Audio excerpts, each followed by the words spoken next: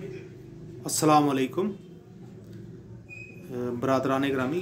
काफ़ी दिन हो गए, अब सब साथी कोरोना कर रहे हैं, तो हमने कहा कुछ वक्त इसके मौजू को तब्दील करके भी देखा जाए। तो हम सब अतीबा हैं, कुछ होम्योपैथ्स हैं, कुछ हकीम हैं। तो मैंने सोचा कि किसी किताब का तारुफ से आगाज़ किया जाए। तो किताबों के पास मैंने लाइब्रेरी में देखा अपने पास, तो जो मुझे सबसे आम फहम और सादा किताब लगी, जो हुक्मा और अतिबा और होम्योपैथ्स दोनों में मुश्तरका रहेगी, वो हकीम निसार अहमद थानवी साहब की किताब है। इस किताब का नाम, ये टाइटल मैं आपको दिखाता हूँ, इसका नाम बायोकेमिक और नज़रिया मुफरद आज़ा। ये आपने देखा होगा। इसका जो यानी तरतीब व तदवीन है वो हकीम निसार अहमद थानवी साहब की है, और नूरी साहब जो हैं, उस्मान अहमद नूरी साहब, उन्होंने इसका एहतमाम फरमाया। और जो पब्लिशर हैं उसका नाम जो है नूरी किताब खाना, जामे मस्जिद नूरी बिलमुकाबिल रेलवे स्टेशन। किताब को लेने का, सेलेक्ट करने का बुनियादी मकसद ये था कि ये नज़रिए के ऊपर किताब है, लेकिन इसका जो मौजू है वो है सुशलर्स, डॉक्टर सुशलर के मशहूर ज़माना बायोकेमिक सॉल्ट्स। आप भी जानते होंगे कि डॉक्टर सुशलर ने तकरीबन हैनीमैन के कुछ अरसे बाद ही ये डॉक्टर साहब हुए। उन्होंने एक थेरेपी दी थी। उन्होंने कहा जी कुछ 12 सॉल्ट्स हैं जिनकी कमी से हमारा इंसानी जिस्म बीमार हो जाता है। अल्हम्दुलिल्लाह बहुत कारामद अद्वियात हैं। इनको हमने इस्तेमाल कराया, बारहा इस्तेमाल कराया, बतौर होम्योपैथिक डॉक्टर भी इस्तेमाल करवाया, उससे पहले बतौर तबीब भी इनको इस्तेमाल करवाया। अल्हम्दुलिल्लाह इनका जो रिज़ल्ट था वो कमा हक़ का हुआ है।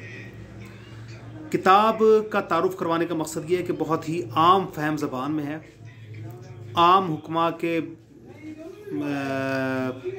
लिहाज से अगर देखा जाए, अल्फाज का चुनाव बहुत सादा है, जुमले बहुत मुख्तसर, बहुत पुरमानी और बहुत पुरमग़ज़ हैं। किसी भी जगह पर किताब को पढ़ते हुए महसूस नहीं होता कि गरानी का सबब बन रही है।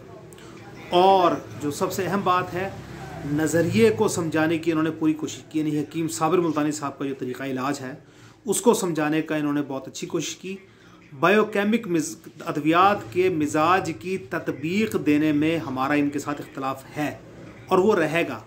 मिसाल के तौर पर हकीम साहब ने मिजाज सिर्फ एक दवाई का एक ही मुफरद मिजाज बताया, हालांकि बायोकेमिक अद्वियात और तमाम होम्योपैथिक अद्वियात मदर टिंचर्स में क्रूड फॉर्म में और छोटी ताकतों में 12x तक अपने फेल और इनफाल में बिल्कुल मुख्तलिफ असर जिस्म पर दिखाती हैं, जबकि 200 और 200 से ऊपर की ताकतों में इनकी कैफियत ये अक्सर बदल जाती हैं। मिसाल के तौर पर कैम्फर काबिज़ दवाई है, काफूर के नाम से आप सब लोग इससे मुतारिफ हैं। जब कैम्फर को हम पोटेंटाइज फॉर्म में देते हैं तो इसकी जो कैफियत हैं, हम जो इसको मानते हैं, हम लेते हैं कि काफूर के ज़्यादा इस्तेमाल से जिस्मानी आफ़ाल व अज़ा जो सुस्त पड़ने शुरू हो जाते हैं, कब्ज़ हो जाता है। जबकि कैम्फर बड़ी पोटेंसी में 200 में या 1 m में उस वक्त दी जाती है जब जिस्मानी आज़ा सुस्त होना शुरू हो जाते हैं, जिस्म ठंडा होना शुरू हो गया, जिस्मानी जो रतूबात हैं उनका ज़्यादा ज़या हो गया जिस्म में से।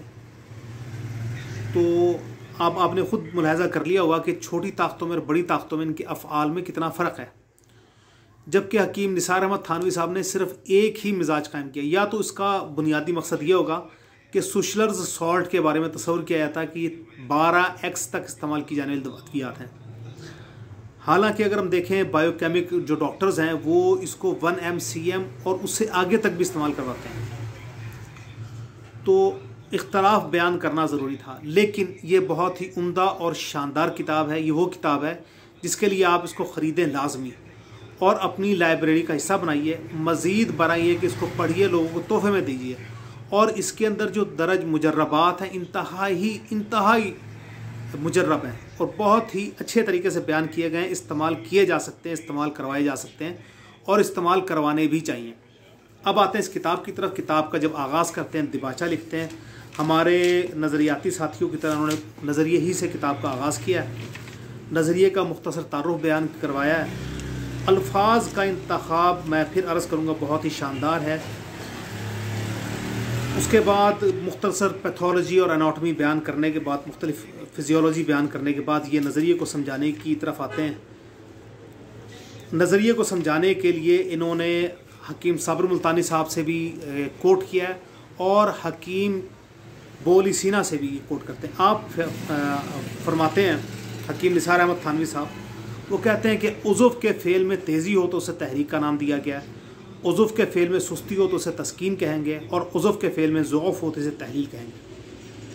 इसको साबित करने के लिए वो हकीम बोली सीना साहब को लेते हैं। हकीम बोली सीना फरमाते हैं कि अमराज़ दिमागिया, अगर अफ़आल दिमाग माऊफ़ हो तो दिमाग पर आफत की दलील होगी, और अफ़आल की आफात 3 इक़साम की हैं जिसे हमने बयान किया, ज़ुऊफ़, तग़य्युर और तशवीश। अब सब के बाद फिर बतलान, यहाँ आम अफ़आल के इस्तदलाल से ये है कि नुक़सान अफ़आल और बतलान ये दोनों बसबब बरूदत के होते हैं। वो दिमाग में जब गलाज़त बसबब रतूबत के आ जाए, ख़ास सिद्दा मानिंद रूह में पड़ जाए, तो इस वक्त नुक़सान और बतलान अफ़आल पैदा होता है। हरारत से अफ़आल का नुक़सान या बतलान नहीं होता। हाँ, इस कदर अगर हरारत बढ़ जाए कि सकूत क़ुव्वत हो जाए, इसका कोई हिसाब ही नहीं। तशवीश अफ़आल दिमाग में खा और कोई फतूर हो जो मुनासिब हरकत से है, कभी हरकत पैदा होती है और कभी खुश्की यबूसत से होती है। मुंदरजा बाला शेख रईस की इस तहरीक से 3 बातें हमारे सामने आती हैं। यानी ये मौक़िफ़ हकीम निसार अहमद थानवी साहब का, वो कहते हैं कि बतलान जिसकी वजह सर्दी और रतूबत है, ज़ौफ़ जिसकी वजह हरारत है, तशवीश जिसकी वजह हरकत और खुश्की है। तो आपने मुलाहज़ा किया होगा कि कितनी आसान अल्फाज में इन्होंने सारी कैफियत को बयान किया, अपने मौक़िफ़ को पेश किया। इसके लिए हकीम निसार अहमद थानवी साहब को हम सलूट पेश करते हैं। इसके बाद हम किताब को आगे लेके जब चलते हैं तो हम देखते हैं कि इसके अंदर इन्होंने हमारा नज़रिया समझाया, बहुत उम्दा तरीके से समझाया। फिर उसके बाद जो कैफियत हैं और जो अफ़ाली तहरीकात हैं उनका मुख्तसर तारुफ बयान फरमाया। उसके बाद फिर इन्होंने सौतावी और सफरावी ग्रुप को अलहदा से बयान किया। किताब का जो पैरा है बहुत ही धीमा है, बहुत ही मध्यम है। किसी भी वक्त हमारे दिमाग पे बोझ नहीं पैदा होता और ऐसा महसूस नहीं होता कि हम ये वक्त ज़ाया कर रहे हैं। उसके बाद नब्ज़ के हवाले से आपने बहुत उम्दा काम किया, बहुत ही मुख्तसर अंदाज में, मुख्तसर पैराए में नब्ज़ को बहुत ही उम्दा अंदाज से बयान किया। नब्ज़ की तमाम कैफियत और हालात को इन्होंने इसमें बयान कर दी, यानी कि समंदर को कूज़े में बंद करने वाली बात है। इसके बाद हकीम साहब ने आयुर्वेदिक के हवाले से नब्ज़ को बयान किया और आयुर्वेदिक और जो है अपना नज़रिया उसकी जो तदबीक़ की आपस में। उसके बाद हकीम साहब ने क़रूरे के हवाले से बात की, यानी इसका एक एक बाब इंतहाई उम्दा तरीके से चुना गया और बहुत ही उम्दा तरीके से उन्होंने इसमें बात की है। उसके बाद हकीम साहब ने बायोकेमिक और नज़रिया मुफ़रद अज़ा की तदबीक़ की है। यहाँ पर हमारा उनके साथ मैंने आपसे पहले भी अर्ज़ किया था, थोड़ा सा इख्तलाफ है। अब आपने इसके 3 बुनियादी कैटेगरी की। आपने कहा जी उज़लाती तहरीक और बायोकेमिक अद्वियात। उज़लाती तहरीक में आपने फरमाया 4 अद्वियात हैं, कलकेरिया फ्लोर, सिलेशिया, फेरम फॉस और मैग्नीशिया फॉस। इसी तरह आपने गुद्दी अद्वियात के बारे में फरमाया कि Calcarea sulph, natrum more, natrum sulph और नेट्रम फॉस हैं। असाबी अद्वियात के बारे में फरमाते हैं कि कलकेरिया फॉस, काली म्योर और काली फास हैं। अच्छा, इसी के साथ उन्होंने फ़ौरन ही आगे इसको मुफरद तहरीक में भी बयान कर दिया कि असाबी उज़लाती में कलकेरिया फॉस और काली म्योर हैं, उज़लाती असाबी में कलकेरिया फ्लोर और सिलेशिया हैं, उज़लाती गुद्दी में फेरम फॉस और मैग्नीशिया फॉस हैं, गुद्दी उज़लाती में नेट्रम सल्फ और नेट्रम फॉस हैं, गुद्दी असाबी में कलकेरिया सल्फ और नेट्रम म्योर, और असाबी गुद्दी में आप फरमाते हैं कि काली फॉस और काली सल्फ हैं। ये सारी बहस करने के बाद एक एक दवाई का इन्होंने इनफरादी तौर पर मुफरद यानी उसका मिजाज बयान किया। उसके बाद उसकी जो होम्योपैथिक प्रूविंग है वो बयान की है और अपने ज़ाती तजर्बात बयान किए। ये 12 अद्वियात को बयान करने के बाद आखिर में इन्होंने नज़रिए के हवाले से जो हमारे ख़ुराक है और अद्वियात हैं, मसलन मुहर्रिक, शदीद, मुलय्यन वगैरह, उनको उनके नुस्ख़ाजात बयान किए।